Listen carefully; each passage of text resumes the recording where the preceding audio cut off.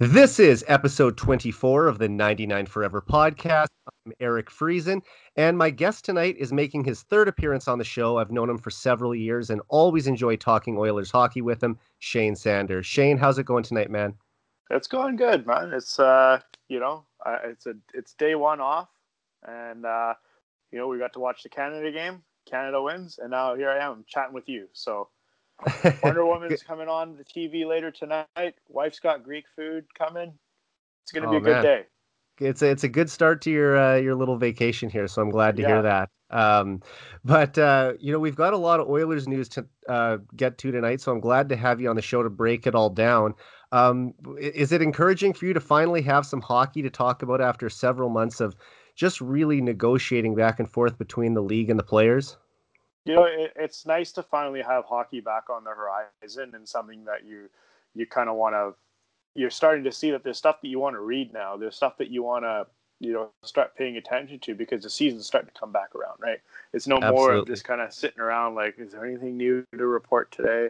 No? Okay, well, I guess I'll just kind of go back into my hole, carry off, right? So at least this hockey's on the horizon. The World Juniors are a nice little starting point. We got training camps opening up, and then the season. We're full right onto this.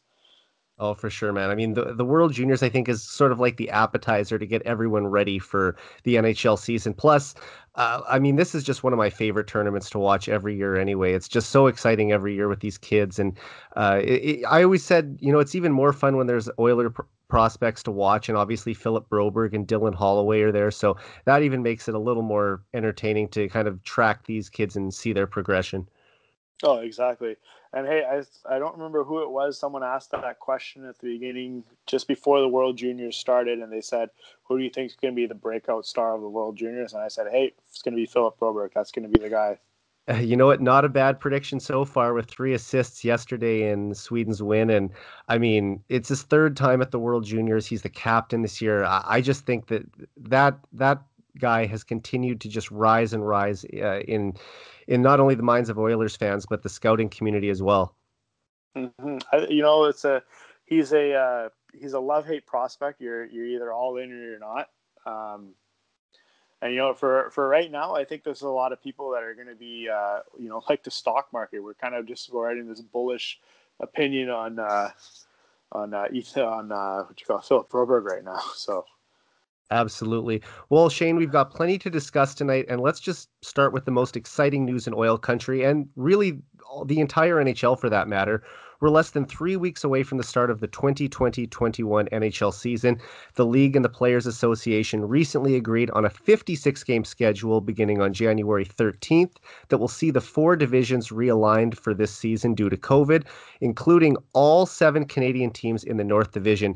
Shane, are you excited to see the Oilers only play other Canadian-based teams this year? And where do you think Edmonton will finish in the North Division standings? I definitely think this is going to be one of the more entertaining divisions that there is. Like, you look across, like, there's no one team that really has separated themselves from the pack. Even if we look at like the top end of it, or if we look at the bottom end of it, yes, like, we start at the bottom, like, everybody's clear choices. Ottawa is going to be last. Ottawa's going to be last. That's what everybody keeps saying across the board. But, like from where they are right now and what they've added to their roster and where they're going, they just picked up Stepan yesterday to kind of solidify their top 6 center group. They're not going to be an easy, like, okay, we got Ottawa on the schedule today. Like, that's an easy 2 points. Like, it's not going to be that way. And it's not going to be that way with any of the teams in this division at all.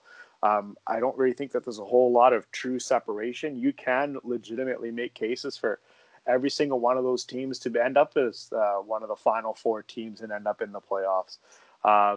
Just kind of trying to look at this from last season, it was a shortened season, but the Oilers went 7-2 against those teams in that Canadian division.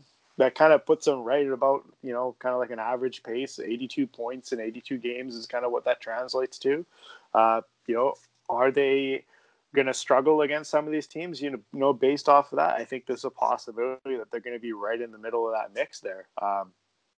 Starting from the top of how I have that division, I've got Toronto first, just because I think that Anderson's still a great goalie. He's still going to give him a chance to be in every night. I think that their defense has, you're going to have more of an onus on some of the younger guys to take a step forward. And I think those younger guys are going to be ready to take that step forward. I think that their offense is quite dynamic. You've got Tavares, Matthews, and Marner leading the charge, and we haven't even talked about Nylander on there as well. And I think that they've got a good group that's coming in. You've added Thornton. You've got Spezza coming back to just add that leadership in the bottom six.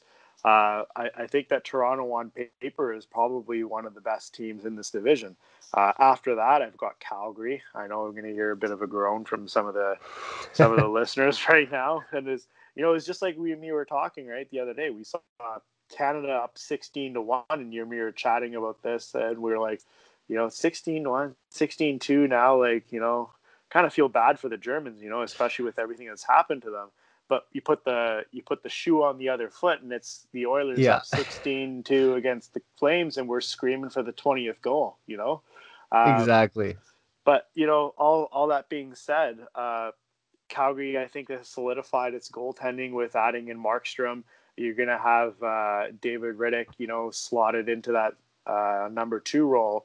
Like that 1A, 1B rotation that they're going to run. And I think that's probably going to be one of the best goaltending combos in this division. Similar to Toronto, I think that the Flames are going to be asking a little bit more from their younger guys on the defense to take that step up, especially when you look at the fact that, there's no TJ Brody anymore, right? So you've got some more guys that you've got to get up to play more of a role, right? You've got Yusuf Valimaki, Oliver Shillington. Those are the guys that are going to have to take a big step forward. Even Rasmus Anderson, where's his transition? Noah Hannafin, is he ready for more? I think that defense is going to be able to, on paper, be able to deliver a little bit more results than what the group did last season. And then even then, you look at their forward group, Calgary should be able to roll 3 lines going forward. It's just a matter of that Jekyll of Hyde and, which Calgary Flames team actually shows up. But then, in the third slot here, that's where I've got the Oilers. And I think that's where I'm comfortable kind of putting the Oilers just to start. I would have them in second ahead of the Flames, but I just don't think that they did enough in terms of their goaltending. We all know that Holland went out and he went after Markstrom. He went after Holtby. He went after insert UFA goalie name here. He went after everybody. It didn't work. He circled back to Smith because, it's better he's going with what he knows compared to what was left in the market at the time. And, whether that's enough to get them through, that still bears another question, right? On the defense, though, it's a similar trend, right? The big hole for the Oilers is that they've lost Klefbom. He's their top defenseman. He plays all situations. You've lost him. You've got to now replace those minutes, and that's where we're going to see is where is Darnell Nurse going to be able to replace those minutes? Is Adam Larson going to be able to help? Getting Tyson Barrie helps with some of the 5-on-5, but mainly for the power play to kind of replace some of those minutes. Right. The big onus is going to be on where does Ethan Bear go? Does he end up making a big step forward? And that you can throw in Caleb Jones into that group as well, right? Those guys are going to have another progression forward in their game. And we haven't even mentioned that, you got Broberg, potentially as a shot to make this team. You've got Bouchard as a shot to make this team as well. The defense is going to be better than what it was last year, just on paper, and we factor in natural progression of the roster. And then you go in the forward group as well. Last year, the Oilers were, rolling one line, maybe 2 lines. And if you got both lines clicking, you're kind of in a game. But some nights we'd only have one line that was firing off for the Oilers. Now the Oilers should be able to fire off 3 offensive units going into this next season. Dominic Cahoon's a nice little addition. It was one that a lot of us were hoping that we would get for the Oilers. I think that kind of I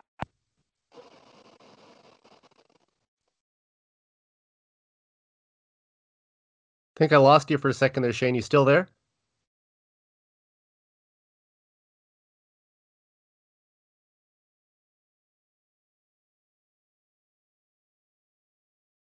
I think you're going to see a lot of plug and pull in terms of where these guys sit in the roster. But the Oilers definitely have options, and will be able to roll 3 lines this year, whereas they weren't able to do that last year. So that's why I've got the Oilers in third here. Montreal, I see a natural progression forward as well for them. Carey Price can be afforded a night off now with Jake Allen coming in. I do like the way their defense is kind of just been structured now. I know that some people didn't really like the Joel Edmondson edition, but I did. I also do like the Toffoli ad. I think that he'll kind of replace Max Domi that fell out of favor with them. And when you knock out the Penguins in the first round of the playoffs, you're going to turn a lot of heads. So I think that the Canadians are kind of just starting to kind of come around to where they're going to be transitioning into a good team and eventually an Eastern Conference. But Nick Suzuki, is he going to be able to take a big step forward? Jesperi Kotkaniemi, is he going to take another big step forward? I think that from where you see with that roster is that there's going to be an ability to do so. Now is where we get into the question marks, right? I've got Winnipeg in 5th right now. I've got them ahead of Vancouver just because of the fact. So I've got Winnipeg in 5th and Vancouver in 6th. The separation is the goaltending. I have more faith in Hellebuck than I do in the faith of Thatcher Demko, even though he was lights out. And Braden Holtby coming in off and off year, but he's getting a good goalie coach in Vancouver that he can work with to kind of resurrect his game. But there's more of a known factor with Winnipeg than there is with Vancouver. I think that both of their defense are pretty much equal across the board, but I just like Winnipeg's forward group just a little bit more than Vancouver after they got decimated after the Flames came and did a fire sale on them. So that's why I've got Winnipeg in 5th, Vancouver in 6th, and then I've got Ottawa. They're kind of dwindling into the 7th spot here just because there's nowhere else to really put them. Everybody else seems to have a stronger roster and Ottawa just seems to be that team that's rebuilding here, So that's how I've got my teams. I've got, just to recap: Toronto number 1, Calgary and Edmonton 2 and 3, Montreal 4th, Winnipeg 5th, Vancouver 6th, Ottawa 7th. But I bet by the end of this whole thing, you're going to have Ottawa in 1st, Montreal will be in 2nd, and none of this will. I don't know if we're going to see Ottawa in 1st. I don't think you have to worry about that. But I'll tell you one thing. The 2 things that I like the most about what you said there is, number 1, you've got the Oilers in the playoffs, which is always good. And number 2, you have them facing the Calgary Flames in the first round of the playoffs, which would mean the first Battle of Alberta in the playoffs in 30 years. So if we didn't get enough of them playing them the 10 times that the Oilers and Flames are going to meet this year, another 7-game series, I think, would just take that rivalry to a whole new level.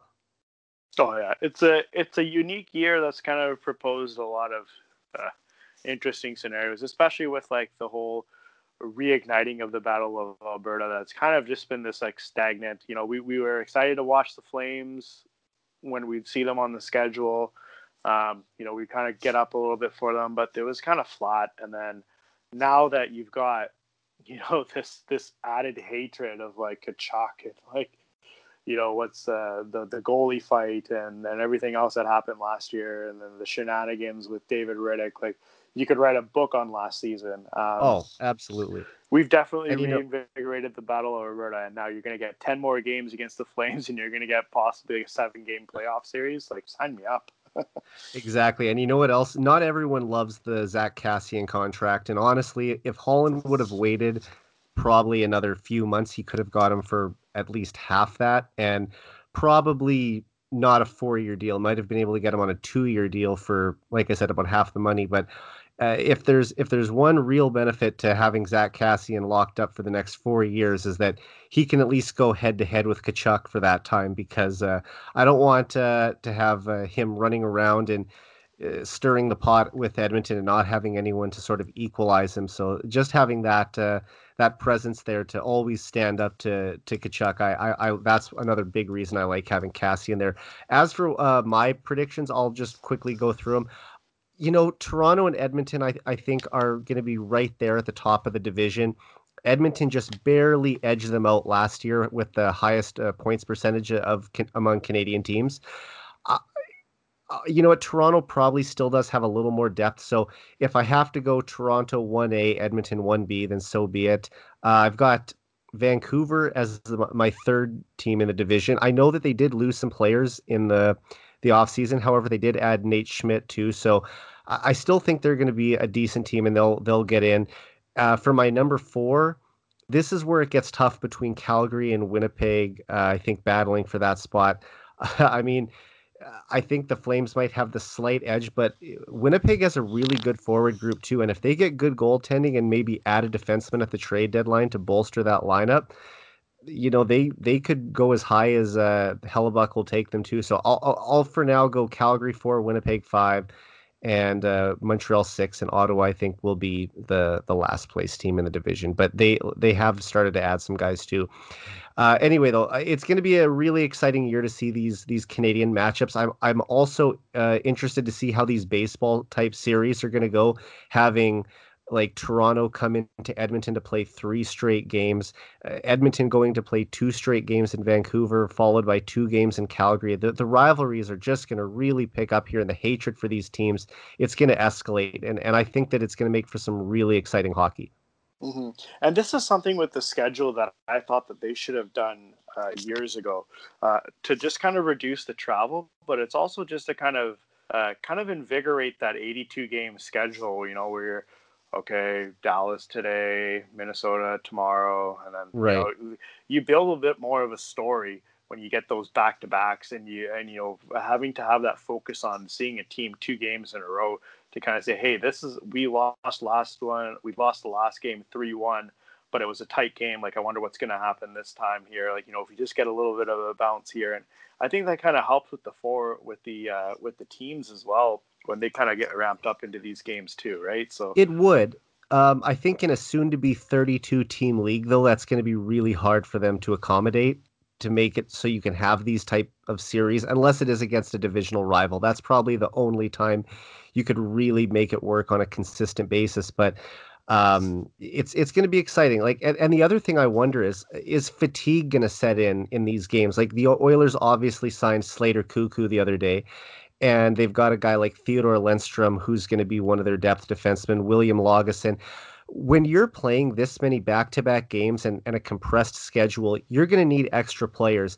And the Oilers might have their idea of who their 6 defensemen to start will be. But if you have a 3-game series against Toronto or Montreal or whoever, I don't think you're going to use the same 6 guys for all 3 games. There's going to be third pairing guys who are coming in and out of the lineup to keep players fresh. And I also wonder if the skilled players will really shine on the third game in one of those series where everyone else is starting to be a little tired, and maybe their passes aren't as sharp, and McDavid and Draisaitl will just pick some of those blue liners apart. So I'm hoping that that's going to be the case for Edmonton, that they have that high end skill to take advantage of any sloppy or tired players. yeah, I'm really looking forward to kind of seeing how the season kind of progresses in that kind of a standpoint. I do like having the series kind of set up the way that they are, and I think that you can maybe do something like that even when you do expand to 32 to do like a back and back, just to kind of reduce some of the travel. But we'll see what kind of happens in the next little while. This is just going to be such a wild card season coming up. Like, Yeah. anything's going to happen, especially when you have that condensed schedule. Like, you've got to be off and running, because more often than not, like when you look like if you're bad in October, sometimes you can go ahead and kind of erase what happened in October by having another solid 2 months after that. But this season, the way that it looks, with how condensed the schedule is, you've got to be off and running from the gate. Because if you're off for, like a 5 or 6 game stretch, that could sink you when it comes to playoff time, right? Like, I that might be the difference of you making or not making the playoffs. I agree with you 100%. The Oilers do need to get off to a good start. However, I will counter by saying since they are only playing 6 other teams this year, and the only teams they're playing are the teams that they're chasing a playoff spot with, there is the potential to make up ground a little more than other years. Because if you have if you're 4 points behind Toronto, say, and then you play them back-to-back games and win both of them, well, those are both 4-point games, and all of a sudden you're tied. So at least if there's one benefit to it, it's that the Oilers will have a chance to consistently play the teams that they're either trailing or ahead of. Yeah, that's another caveat to it. So, but either way, this season's going to be interesting. There's a lot of wild cards to consider. Definitely, buddy. And let's move on to some point projections now. This is always fun. I love predicting how the top players are going to perform in any given season. And look, Leon Draisaitl and Connor McDavid are two of the best players in the game. Draisaitl and McDavid also finished first and second in the NHL scoring race last season, becoming the first teammates to accomplish the feat in a non-lockout shortened season since Mario Lemieux and Jaromir Jagr in 1995-96. So to see two teammates that dominant in the same year is extremely rare. And even though they're only going to be playing 56 games this season, I'd like to do some predictions for the Oilers' two superstars. And let's start with Leon Draisaitl. He is the reigning Art Ross Trophy winner. The big German had 43 goals and 110 points in 71 games last season and took home 3 individual awards. Shane, how many goals and points do you think Draisaitl will score in this shortened season? Just kind of looking at the math here, last year, Draisaitl would have had 127 points last season. Like, that was He's on pace for unreal. it. Yeah. And he's averaged about 102 points over prorated 82 games over the last 3 seasons. That puts him at about a 70 pace in this 56 game schedule. You kind of do the same thing. You kind of factor in his goals. It's about a 28, 29 goal pace. So let's go ahead and let's just call it 30 goals. I'm going to give him a range between 75 to 80 points this season. And I don't think that that's unreasonable.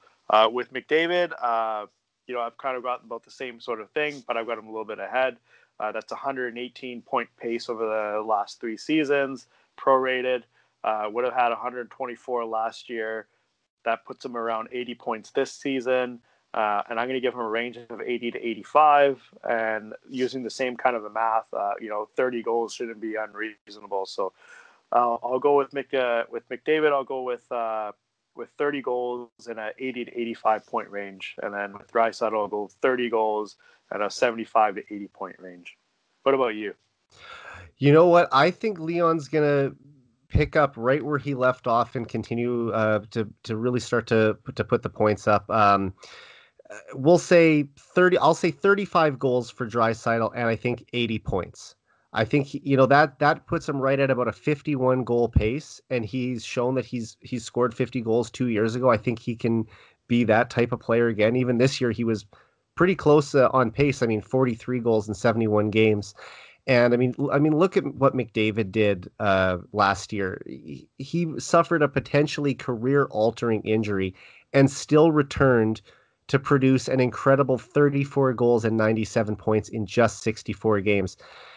Now that the captain is fully healthy, I just feel like he's going to really take off this year. And there will be a point during the season where I think he's almost averaging 2 points a game. That'll probably come down a little bit. But if I had to put it for him, I would say 30 goals, maybe 31 goals, and I think he can break 90 points. And there's going to be people out there who think he might push 100.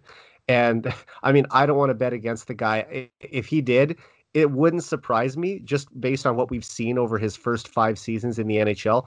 But I'll guess somewhere around 90 to 92 points. I think he'll be in that ballpark. But yeah, Draisaitl, 35 goals, 80 points. McDavid, 30 goals, 90 points. I'll say somewhere in that range. Yeah, that's not unreasonable. Because I'm more of a conservative guy when I come to projections, just so I'm never let down. You give yourself a little bit of cover, but do you think that this sort of season benefits their chance to produce offense, or do you think it's going to make it more difficult? I think it's going to benefit them. You're playing the same core group of teams every night. You're going to learn those defenses. You're going to learn those seams. You're going to learn how to play coverage against them. You're going to, when the power play formations come into place, you're going to learn to see how these guys are covering, and you're going to be. I think these two guys is seeing the hockey sense that they have and how they pick apart the ice is that they're going to pick up on it pretty quick. So you're going to have the 2-game stand against Toronto, and like, maybe night one they're getting some looks and they might not be executing, but game two they'll be executing on all those fucking holes that they find. And can you also imagine if when Toronto and Edmonton have that 3-game series, I think is it late February, early March? I think they play 3 straight games in Edmonton. If the Oilers were to sweep them 3 straight, oh, I would just love to see the coverage of that, especially out east. Oh, I know, it would be bedlam. If McDavid and the Oilers could sweep Matthews and the Leafs 3 straight, they were also training together recently. Did you see that? Connor McDavid was down in Phoenix training with Matthews for I think a week or 10 days, something like that. Yeah, no, I didn't see that. Okay, that was earlier this month, and it was all it was popping up on Twitter with the McDavid wearing Arizona Sun Devils hoodie that I guess he had got while they were down there, and that's interesting that the two of them were training together for a little while. I wonder if they just thought that it's a great way to get their season started to have another top end player to sort of play with and sort of get ready for the upcoming season. Yeah, well, good players get better when they train with better players, right? So, I think there's a bit of a mutual respect for these two guys to be star players, not only just on their own teams, but in the NHL to be able to learn from each other and to find things that they can do to improve their games, right? So, if you're training with better players, or even if you're just trying to just switch it up, I don't see that you wouldn't benefit from that. So. Yeah, It's nice to see, definitely. And I mean, like I said, let's just hope that they're gonna put up these kind of numbers this year. I think there's also a chance that Nugent Hopkins is going to have a big year. Kyler Yamamoto, hopefully, is going to have another breakout year. He was a point per game player almost in a very limited sample size last year, about 26 games. But if he was able to carry that over to this season too, the Oilers should be in really good shape. I like how their forwards are really setting up right now. But on a little bit of a less positive note, GM Ken Holland confirmed some unfortunate news during his press conference over Zoom before Christmas that Oscar Klefbom will miss the entire season with a shoulder injury. I know you alluded to that earlier in the podcast. Shane, how significant will the loss be of Klefbom on the Oilers back end this season? And what do you think this means for his NHL future? Um, it's it's interesting to see kind of where we're going to go from here, right? Like, I think most of us, when we heard the news, were kind of says, oh, as the news was trickling out earlier, after they were eliminated from the playoffs, then they were saying that Klefbom's probably going to be out for the year. I think a lot of us were mentally preparing for that, Yeah. and now that it's actually true, I don't think it's as big of a shock for anyone. As well, it is what it is, kind of thing. Um, I am kind of concerned. He is going to be missing a full year in his while he's in the prime of his career. As a top defenseman on his team, and you look and see where a lot of these guys go that miss a full season while they're in their prime, and it hits them hard. It really does. There's no way around it. Where he goes forward, is he still going to be the same defenseman coming back? That's going to be like another hour-long podcast of breaking down his game. What I think that means for the Oilers, though, is that Darnell Nurse was exposed on some nights last season when he had to take the reins as being like the number one guy, and it's now trying to see is like, can he learn from what happened last year, right? You're going to have to see a defense by committee to kind of replace a lot of what was lost with Klefbom. And I think that you saw a part of that come into fruition when they went after and they picked up Barry, to kind of chip away a little bit at those 5-on-5 minutes. But I think you're going to see an increase across the board of everybody else trying to take a chunk of those Klefbom minutes and those assignments.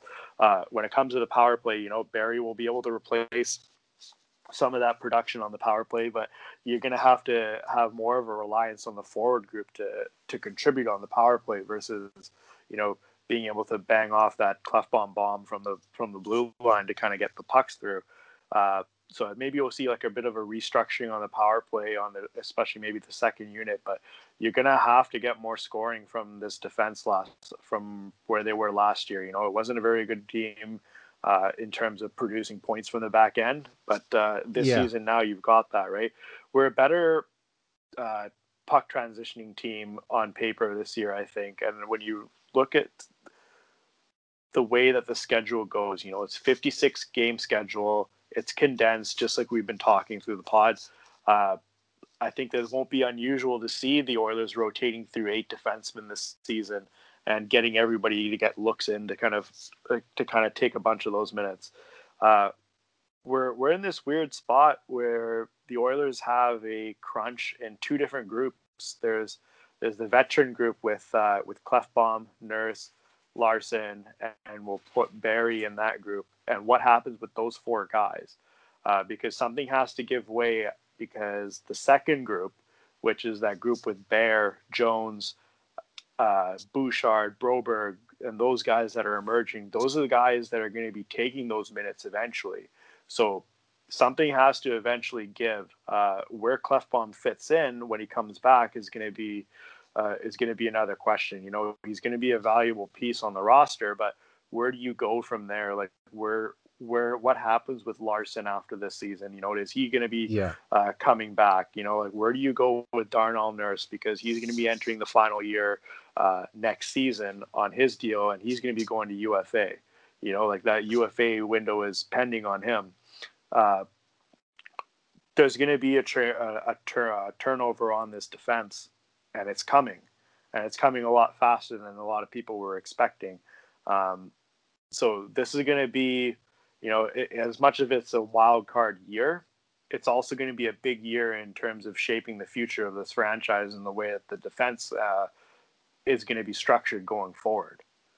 Yeah, and I think it really speaks to how the organization has loaded up on left defense, especially. I mean, with like Broberg is going to be a part of this team sooner rather than later on the left side. Samorukov seems to be pushing for that maybe a couple more years down the line. I think they want to have Jones here long term.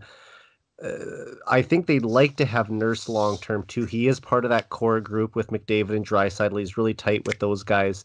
So when you're talking about 4 or 5 left shot defensemen right there, well, where does Oscar Klefbom fit in? At the moment, he's still their best all around defenseman, so he's still on the team. You don't just give up that guy for nothing. And I mean, they couldn't, even if they wanted to, put him up for expansion to Seattle, because I think he won't have played the necessary number of games, and with his injury, the Oilers won't be able to leave him unclaimed. So that's another whole podcast we could talk about too. But look, they have this group of growing players on that left defense, and I think eventually 1 or 2 of them is going to get moved just because there isn't room for everyone. And it's a good problem to have, that you have so many emerging players there after think about how weak the Oilers blue line was for years and years. But Klefbom is still going to be missed this year. Now, a guy like Tyson Barrie can come in and replace him instantly on the power play, and I think it's probably an upgrade. He skates a little better than Klefbom. He moves the puck better than Klefbom. But in terms of defensive play and his all-around game, Klefbom is still probably the better defenseman. So I don't know if Barry's going to be able to defend as well. Whether he's going to have to step up a little bit. And I even remember hearing him say in an interview when he got signed that he's getting to a stage at his career where he wants to become more of a complete defenseman and take care of his own end better. So that's encouraging to hear. At least now we just have to go out and see it done. But I think the loss is going to be big, and the Oilers are going to have to work through it. A guy like Caleb Jones is really going to have to step up this year. And you talked about Nurse there too.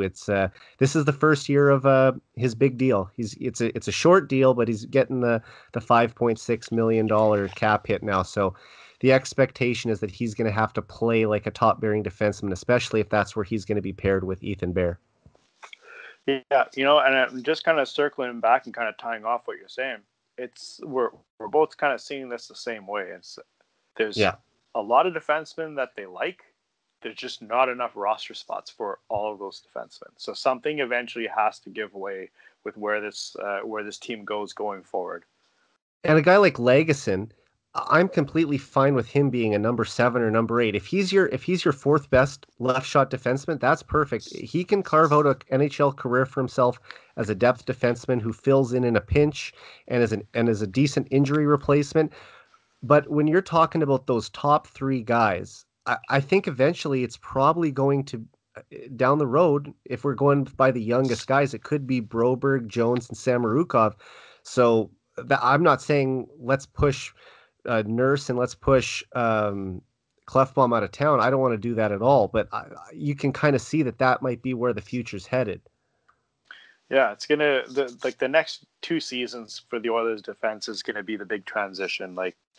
You know, like just looking at the roster here on paper, because I was gonna bring this up because we were gonna talk about Bear's contract, but I'll just go ahead and I'll allude to it now. On the left side you've got Klefbom, Nurse, Jones, Russell, and then you've got Broberg coming. Lagerson's can play the left side, and you got Lundstrom. Those are all your left side defensemen. You got 7 guys there, right? And then on the right side, you got Barrie, Larson, Bear, Bouchard, and Cuckoo, because Cuckoo can play both sides.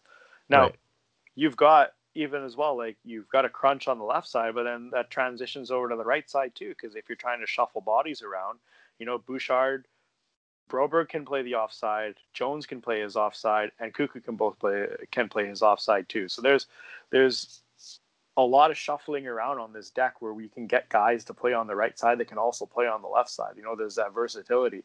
So going forward, it's another wrench that kind of gets thrown into how this roster projects forward. It's a wrench that can also be quite valuable for them, because if someone's not panning out on the right side, they can lateral someone over from the left that can play both sides.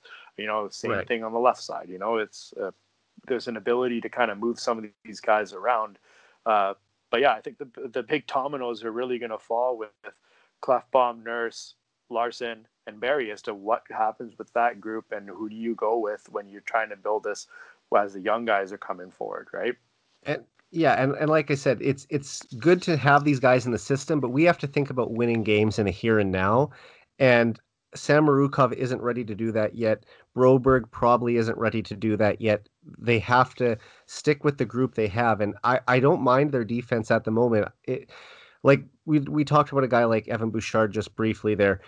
I would probably rather him be playing somewhere on a regular basis, and most likely in the AHL, where he was a very good player in the AHL last year. So I'm not sure how much more he has to learn there, other than perhaps improving a little bit defensively. But his offensive game shows that I think he's ready for the NHL. The question is how does he fit into the lineup? Because if he's just on the taxi squad, to me, it doesn't seem like a smart move to have your 21-year-old top prospect sitting in the press box half the time. But on the flip side of that, it's like I mentioned earlier in the podcast as well, the Oilers are going to need quite a few defensemen this year, because when you're playing that many minutes for consecutive games over a short period of time, you need to have extra bodies, and you can't just be expecting a guy to be giving you 25 minutes one night and then the very next night 25 minutes, a night off, and then 25 minutes again. You have to have some guys who can take some of the load off, and that's where Bouchard's probably going to play. Maybe Barrie will get the odd game off here, and look, injuries are going to happen too, right? Knock on wood that they won't, but how often does an NHL team go through a full season without any significant injuries? So Bouchard is going to get playing time this year. I really believe he'll play in the NHL. The question is it good for his development for him to be maybe only playing, let's say, 30 of the 56 games or less, when probably he might be, missing some of that development time that he could use playing every night in the AHL. Yeah, it's I would say that this year what they should do is just go with the 6, 7, 8 that they want, and then not really worry about too much about where Bouchard and Broberg fit in this lineup. I think that this year's lineup, you've got Nurse, Jones, and Russell that are pretty much going to be penciled in as your 3 on the left side, and you got Barrie, Larson, and Bear that are going to be penciled in on your right side. That's your 6, and then you've got Lagerson and Cuckoo that are going to be playing as your 7 and 8. With if you're comfortable having Bouchard and Broberg on your taxi squad, it is what it is. But I think that I'm kind of with you on that. That I think that those guys should be playing somewhere, at least playing the valuable minutes that they've been getting overseas right now. But that's the 8 that they have there. So yeah. And let's just take this time now to go into some contract talks here. You kind of alluded to it as well before, but even though training camp is just around the corner, the Oilers still have two important players that really need to be signed. Ethan Bear needs a new contract, and Ryan Nugent-Hopkins is heading into the final season of his 7-year deal. Shane, let's start with Bear. How many years do you think he will sign for, and what sort of dollar figure do you see him signing for in his second contract? I think that we're going to be doing a 1 million times one. I think that's what everything's kind of circling in on. Wasn't it? Someone was saying that he had to have been in Edmonton today, just because of I saw way that the on Twitter restrictions were. earlier. I wasn't sure. It said he could drive in as late as New Year's Eve, though. Mm-hmm. I believe. So there's two options. I mean, Saskatchewan isn't that far away from Edmonton, No. but obviously I'm sure he'd like to make the flight from Regina to Edmonton. But yeah, I mean, I can see what you're saying. 1 year times one seems right. It's going to be a prorated salary this year anyway. Mm-hmm. So I always say it doesn't really matter what the players are going to make this year. It's all about how they perform this season to set themselves up for their next contract when the NHL gets back to somewhat normalcy in 2021-22. So I could see that too. Somewhere, I think it's going to be a 1-year deal for sure. And I'm pretty sure that's just what they're negotiating right now, is what the actual amount that he'll be making is. Yeah. Like I would say, 1 million times one seems to be like a fair number that kind of works across both boards, especially when you consider that Victor Mete and Travis Dermott, they signed, just about a month ago. And they signed for sub 1 million cap hits, also on 1 year deals, just to kind of get the contract in and use it as a year to kind of prove themselves, to bump up their numbers. So we'll kick the can down the road and we'll take care of you later, kind of a situation. Especially with it's just such an abnormality this year with the contract numbers and where you can pay guys. You have Mike Hoffman, who is like one of the top UFAs, and he's coming into St. Louis on a PTO. Yeah, I saw that today. This The is other just thing weird is, stuff. right, and the other thing with Bear is that he's really played one good NHL season. He played 17 games 2 years ago when he was called up at the end of the year, and then last year finally made the team out of camp and was there for the whole season, had 21 points and looked pretty good overall. But can he follow it up now? Is there going to be somewhat of a sophomore slump? We all know that defensemen don't develop in a straight line. So if he did have a little bit of a drop back, I don't think anyone would be too shocked. But at the same time, if they're counting on him to play top pairing minutes as a 23-year-old, then they really can't afford for him to have too much of a drop off. I think he's probably seeking $2 million a year if I had to guess myself. But I have a feeling that Holland and his agent will figure out somewhere between the $1 to $2 million range. You look at a lot of the contracts Holland signed this offseason, and there were a bunch of them that were under $2 million a year. And I have a feeling that's where Bear will come in as well. It's value contracts. Yeah, I totally agree with you. Even looking back at this, where Bear fits, some of his 5-on-5 minutes on the right side, you have to look at. He got a big boost last year because there were the injuries that were on the right side, right? And so now you've got everybody's healthy, and then you've got Barry that's going to be taking a chunk of those 5-on-5 minutes. Just you've got Larson that's going to be eating into them. He's there to take whatever's left, and then depending on what they do with Bouchard and Broberg, those guys could be coming in to eat some of those minutes too, depending on what the night is. So I don't know if he's going to be playing 22, 23 minutes a night like he did some nights last season. I think there's going to be a little bit more of a control on that. And then, I would totally expect him to have some sort of a presence on, if it's not the power play 1, at least the power play 2 next season. So maybe a little bit of a clawback on some of the minutes that he's playing. But I think that what we have here is a quality defenseman that should be a part of this organization for a couple of years, and at least a building block for where this group is going to Yeah. be in like about 2-3 years from now when they're truly contending. And you know what? To be honest, I'm fairly confident that Tyson Barrie is going to be the Oilers' power play quarterback and get the chance to ride shotgun with McDavid and Draisaitl and those guys. But I don't think that that spot is entirely set in stone.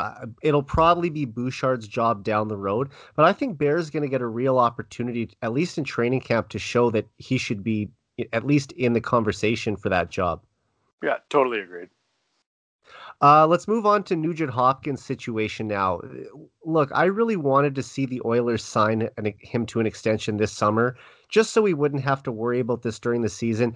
When it comes to key players to any organization, especially the Oilers, because I'm a fan of the team and I follow them so closely, I didn't want to see a situation like this happen where there's going to be trade rumors if they don't have him signed by the deadline, are they going to have to move him? We've seen this happen with Ales Hemsky, Ryan Smith in the past, going back even further with, in the early 2000s when the Oilers were trading off their best players every year because they couldn't afford to keep them. The Oilers can afford to keep Nuge. It's just a matter of, can they agree to a term and a dollar amount that works for both sides. And I believe he's a guy who likes playing in Edmonton and wants to stay there, wants to win there. But the deal, if he wants to get his maximum contract, it might not be in Edmonton. I'll ask you though, what sort of deal would you be comfortable with giving Nugent Hopkins on an extension? I remember before the pandemic hit that you and I were talking about this, and we thought that 7 was a reasonable number. I think now is that on a long-term deal, especially with the cost uncertainty of the NHL's funds going forward, I think that you might see a little bit of a clawback there on a long-term deal. Maybe maybe we're into the high sixes now. But I think between the high sixes and the low sevens, that's your ballpark for Nugent Hopkins going forward in terms of where the value is for that type of player in the league. I'm not too concerned about them getting a long-term extension done with Nugent Hopkins. I think he's happy playing here. He's obviously got a good Agreed. role in this organization. He's a leader in the locker room. And he's a big part of the future of this club, especially, when we're going to be contending for a Stanley Cup. He's been through the battles here. He knows he's seen where this team's grown. And I think that the Oilers have done enough to kind of show that this program is on the right track now. We've gone through coaches, we've gone through GMs, but I think that where the prospect pool is coming and that there's help that's going to be on the way, that Nugent Hopkins has to see that we're going to be eventually kind of getting to a point here where this is all going to come to a head. And then, depending on how long he wants to sign for, that's up to him and I guess his agent in Holland to negotiate. But I can foresee like a long-term deal coming in for Nugent Hopkins in that range of about, maybe 6 to 8 or 6.8 to, 7.3 million to be an Oilers top 6 forward, especially if he's going to be riding shotgun with Connor or Leon there. Anything under 7, I think I would really like, especially because he's going to be 28 years old when this deal ends. If you're talking about a 7-year extension, that's going to take him to 35. I still feel like Nugent Hopkins, because he's such a smart player and because he's a good skater, that he's not going to have a huge drop off from where he is now. I mean, he might not be a superstar, but based on the level of player he is, I think he can maintain this for at least the next several years. And if you look at it statistically, his last 2 seasons have been his best seasons in the NHL. Oh, exactly. Another thing is, this is going to be his 10th season with the Oilers, which seems crazy to think about, doesn't it? That he's been with the team for a decade. But there's only a select group of players who have actually played 10 seasons in Edmonton. And I believe he deserves the opportunity to play his whole career here. The Oilers have never had a guy who's went start to finish with the organization. And if there was going to be ever a guy to do it, I think Nugent Hopkins could be the first Oiler to go start to finish with the organization. I'd love to see that. He also hasn't aged much in the last 10 years either. So yeah, if you look at his draft picture, when he retires in his late 30s, he's still going to look like he was 18, 20. Yeah, if you look at his draft picture, I mean, I'm not even kidding. It's not too different from how he looks today. So he's got that eternal fountain of youth, I guess. And let's hope that all the promise that he came into the league with, he's finally starting to, live up to that. And it's not that he didn't earlier. I mean, he had a couple 56-point seasons early in his career, but I always felt that he had more defensive responsibilities than, say, Taylor Hall or Jordan Eberle had. So he didn't have as much space to freewheel and create offense as those guys did. But now that he's been put in a position to really succeed with, whether it's with McDavid in the playoffs, and previously they played together as well, or when he was on the top line with sorry, not the top line, the second top line. I mean, they could both be first lines on a lot of teams with Draisaitl and Yamamoto. They thrived last season, and he was one of the top 5 players in the league in terms of points percentage after Christmas. So I'm excited to see what this guy can do this season. And yeah, it's really exciting to have this player, and I just don't want his tenure to end this season. I want them to extend him. Yeah, I think that we're going to end up going down the road of a Nugent-Hopkins extension. I don't want to obviously sound overconfident about it, but it's pretty low on the list of concerns that I have for the Oilers. Yeah, I have a feeling they're going to work this out. Obviously, Holland wants to get the season going first, but once the season's underway and he kind of sees what he has, I feel like they'll get back to the negotiating table and figure this out. Yeah, exactly. Well, Shane, look, I want to thank you so much for coming on the podcast tonight and talking to me. It's always great to connect with you, and I'll have you back on during the season for sure. But just give everyone an idea where they can follow you on Twitter, and then we'll call it a night. Yeah, so my Twitter account is Sander or what is it? It's Sander EDM. Unfortunately, I'm not as active as I used to be. This last little while, I think most people know, I kind of kept it under wraps for a while, but I've been working the front lines, and so it's kind of taken a lot of my priority over the last 9 to 10 months here. So I've just been a little tied up with that. So I'm not as active on Twitter as I used to be. I also just can't be baited into, people. Yeah, Twitter is kind of like having like their kitchen window open and everybody's just yelling into your window every once in a while. And you just want to close the window. So fair enough. Yeah. So yeah, you can find me there. I have been thinking about making starting to come back and maybe start doing some writing again. But we'll just kind of see what happens in 2021 and where things go. All right, man. Well, I look forward to that. You were one of my favorite writers when you were with the Hockey Writers, and obviously I know you're still offering opinions from time to time, and hopefully you'll be chatting even more as the season gets going here. Oh, as soon as training camp opens up, I think I'm going to be going back to it. My wife's going to hate it, but the Oiler community will like it though. So anyway, man, thanks again. Have a good night. Okay. All right, you too. Bye-bye. All right. So for Shane Sander, I'm Eric Friesen. This has been the 99 Forever podcast. We're out.